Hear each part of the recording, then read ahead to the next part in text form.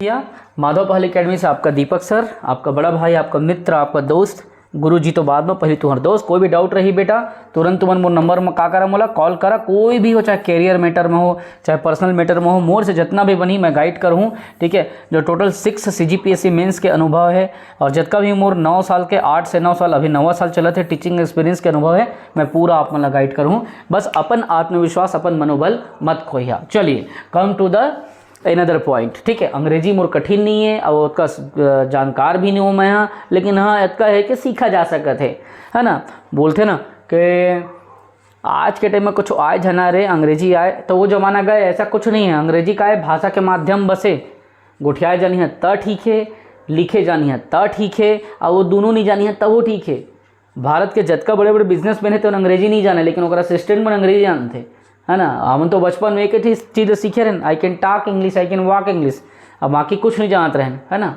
But एक चीज़ होते ना कि कोई भी चीज़ आप मेहनत करे से संभव हो जाते। मैं बचपन में छोटे रहे हो ना तो इंग्लिश सीखे मैं क्या करूँ, एक टाटा इंडी काम का मोबाइल ले रहे हैं छोटा सा, कस्टमर के लगाऊँ तो हमें कैसे इंग्लिश को उठा मालूम सीखे जब hello dear sir, I would like to change my SIM card, can you explain me something about Tata इंडी काम।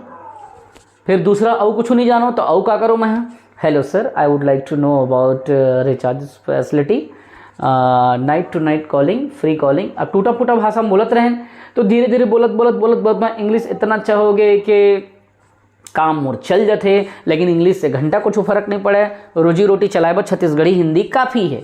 ओकरे बताता हूँ भाषा ला सीखा, लेकिन भाषा ला बोझ लेके झन सीखा। चला अब यहाँ पे आया है ना, और देखा I am going to explain here a some new topic. देखो का चीज़ मैं समझाऊँ मेरा।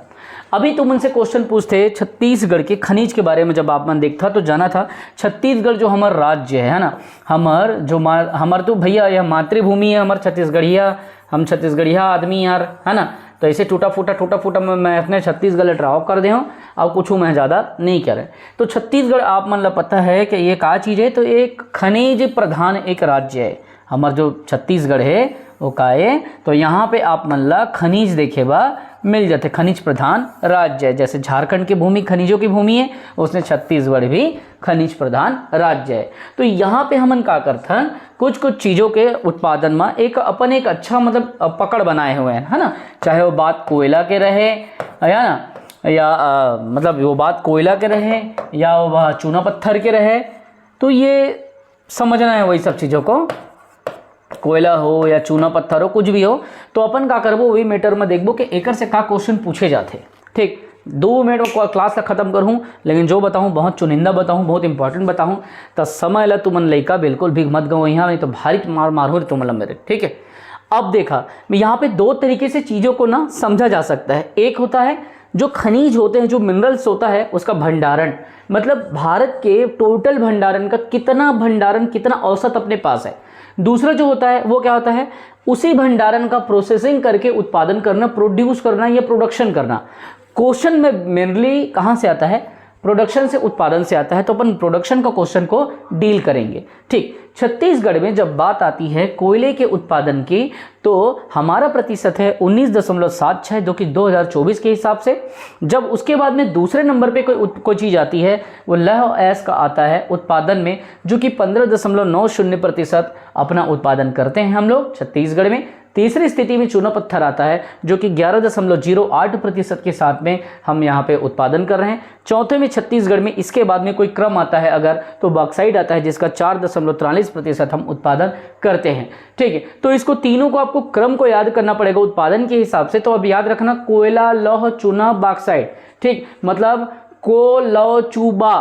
ठीक है, तो इस चीज को याद रखो, कोलो चूबा मतलब कोयला, लौह अयस्क, चूना पत्थर और बॉक्साइट बास है। ठीक, तो ये चारों का क्रम आप दिमाग में यहाँ पे रखेंगे। अब आप देखिए, आपसे पूछा जाएगा कि कोयला का उत्पादन कितना प्रतिशत होता है। आपको यहाँ पे क्या करना पड़ेगा, कोयला का उत्पादन को इसलिए जानना पड़ेगा क्योंकि इसमें हम लोग जान रहे हो ना ऊर्जा के क्षेत्र में कितना अच्छा काम कर रहे हैं है ना। जैसे इन सब चीज़ों को जानोगे तब तो बनेगा। टीन का देखो भाई, टीन 100% हम उत्पादन करते हैं, इसीलिए उसको यहाँ पे मैं नहीं लिख रहा हूँ। टीन पूरे छत्तीसगढ़ का पूरे भारत में पहला स्थान है, इस बात को आपको याद रखना है। तो कोयला कितना करते हैं, 19.76% का उत्पादन अपन कोयला का करते हैं। दूसरे में आता है कौन, ये आता है लौह अयस्क। लौह अयस्क, इसको आप इंग्लिश में आयरन ओर कहते हो। ये सेकंड पोजीशन में आता है। मैंने क्या बोला, कोला चूबा, ठीक है। तो को से कोयला, लौह से लौह अयस्क। अब इसका परसेंट क्या है, ये है 15.90%। तो ये लौह अयस्क का उत्पादन हो गया। तो ये क्वेश्चन प्रोडक्शन से आता है। तीसरा में है चूना पत्थर। चूना पत्थर का बेल्ट आप लोगों को अगर पूछ दे तो आप बता देना कि जो हमारा छत्तीसगढ़ है, ठीक है, हमारा ये जो छत्तीसगढ़ है, हमारा प्यारा सा जो राज्य है, ठीक है,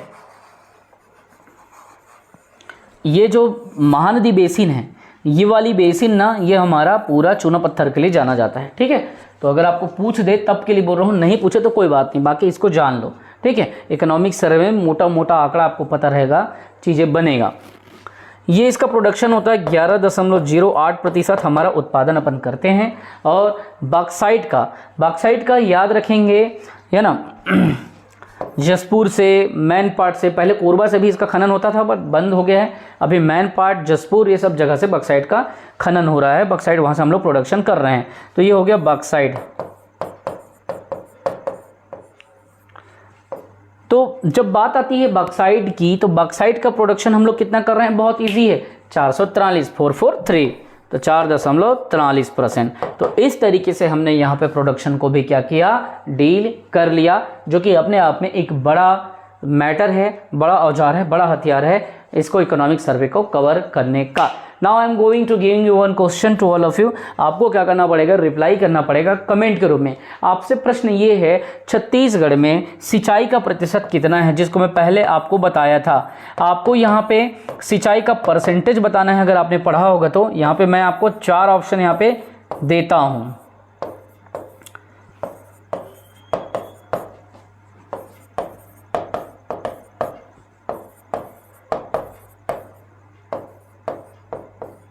ठीक, नॉन। यहाँ पे देखिए 4 ऑप्शन मैंने बताया। 2024 के हिसाब से जब आप देखोगे तो 2024 में सिंचाई का परसेंट कितना है, बताइए। तो इसमें से आपको क्या करना है, कमेंट करके बताना है। और हमने जितना अच्छे तरीके से पढ़ा है, मैं बार बार समझा रहा हूँ बेटा, तुमला देखा, अगर तुम 10 अलग अलग काम करिए, 10 अलग अलग बूता करिए, तो क्या हुई, 1 साधे सब सधे, 10 साधे सब जाए। एक थला टारगेट करा। अगर तुम पीएससी की तैयारी करा था तो पीएससी अच्छे से करा, जमा आराम से तुम उनके व्यापम भी कवर हो जाते, है ना। और तुम अगर रेलवे की तैयारी करा था तो रेलवे ले करा।